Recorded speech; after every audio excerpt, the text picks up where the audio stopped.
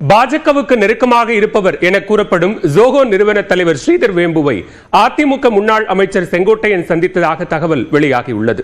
அத்திக்கடவு அவிநாசி திட்டத்தை நிறைவேற்றியதற்காக அதிமுக பொதுச் செயலாளர் எடப்பாடி பழனிசாமிக்கு நடைபெற்ற பாராட்டு விழாவில் ஜெயலலிதா படம் இல்லை என கூறி இபிஎஸ்ஐ சந்திப்பதை அதிமுக முன்னாள் அமைச்சர் செங்கோட்டையன் தொடர்ந்து தவிர்த்து வருகிறார். இந்நிலையில் டெல்லியில் உள்துறை அமைச்சர் அமித்ஷாவை அதிமுக பொதுச் செயலாளர் எடப்பாடி பழனிசாமி சந்தித்து பேசினார். தொடர்ந்து சில நாட்களிலேயே செங்கோட்டையனும் டெல்லி சென்று அமித்ஷாவை சந்தித்ததாக தகவல் வெளியானது. இந்த சூழ்நிலையில் தென்காசி மாவட்டத்திற்கு சென்ற செங்கோட்டையன் சிவசைலத்தில் உள்ள கோவிலில் சாமி தரிசனம் செய்தார். தொடர்ந்து பாஜகவுக்கு நெருக்கமானவர் என அறியப்படும் ஜோஹோ நிறுவனர் ஸ்ரீதர் வேம்புவை செங்கோட்டையன் சந்தித்ததாக தெரிகிறது.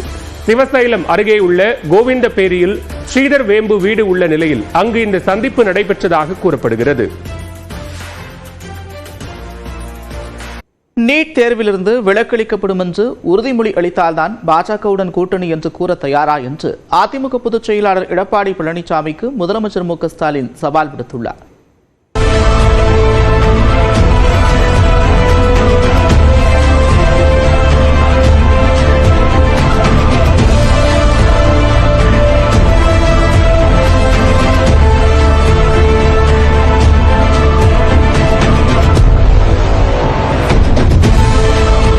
இந்தியாவிலேயே மலைப்பிரதேசங்களில் இரண்டாவது அரசு மருத்துவமனையாக உதகை அரசு மருத்துவக் கல்லூரி மருத்துவமனை அமைக்கப்பட்டுள்ளது.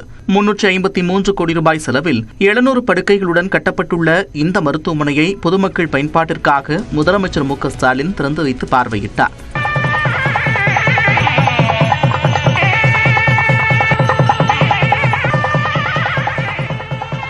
மருத்துவ பணியாளர்களுக்கான குடியிருப்பு கட்டிடங்களையும் முதலமைச்சர் திறந்து வைத்தார்.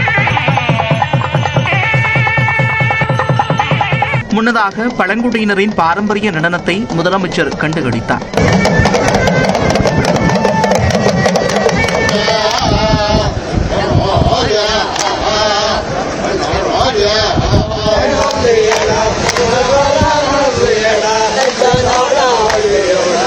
அதன் பின்னர் உதகை அரசு கலைக்கல்லூரி வளாகத்தில் நடைபெற்ற அரசு விழாவில் கலந்து கொண்ட முதலமைச்சர் 727 கோடி ரூபாய் மதிப்பில் முடிவுற்ற பணிகளை திறந்து வைத்தார். 130 கோடி ரூபாய் மதிப்பிலான 56 புதிய திட்டங்களுக்கு அடிக்கல் நாட்டினார்.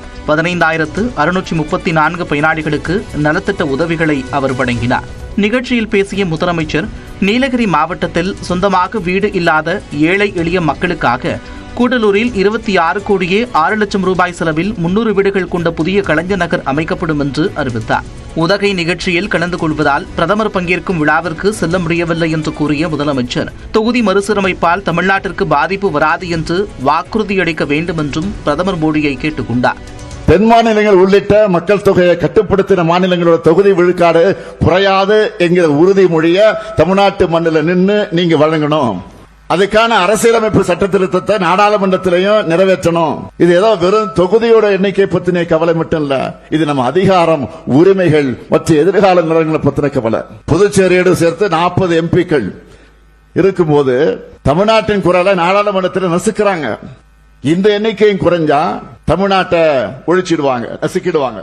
மத்தியில் இந்தியா கூட்டணி ஆட்சி அமைத்திருந்தால் நீட் தேர்வு ரத்து செய்யப்பட்டிருக்கும் என்றும் முதலமைச்சர் மு க ஸ்டாலின் தெரிவித்தார். தமிழ்நாட்டு மாணவ செல்வங்கள் மீது உங்களுக்கு துளியாவது அக்கறை இருந்தா பாஜக கூட்டணிக்கு போறதுக்கு முன்னாடி நீட் விலக்கு தந்தாதான் கூட்டணின்னு வெளிப்படையா அறிவிக்க தயாரா? உருப்படியா ஒன்னும் பண்ணாம வாய்ச்சவடால் விட்டுட்டு இருக்கிறதுதான் மக்களால் மீண்டும் மீண்டும் நீங்கள் புறக்கணிக்கப்பட்டு இருக்கிறீங்க. மாநிலங்களவையில் வக்ஃபு வாரிய சட்டத்திருத்த மசோதா மீதான விவகாரத்தில் 1 நிமிடம் மட்டுமே பேசியதாக கூறிய முதலமைச்சர், வக்ஃபு வாரிய சட்டத்திருத்தத்தை எதிர்த்து உச்சநீதிமன்றத்தில் திங்கட்கிழமை வழக்கு தொடர உள்ளதாகவும் தெரிவித்தார்.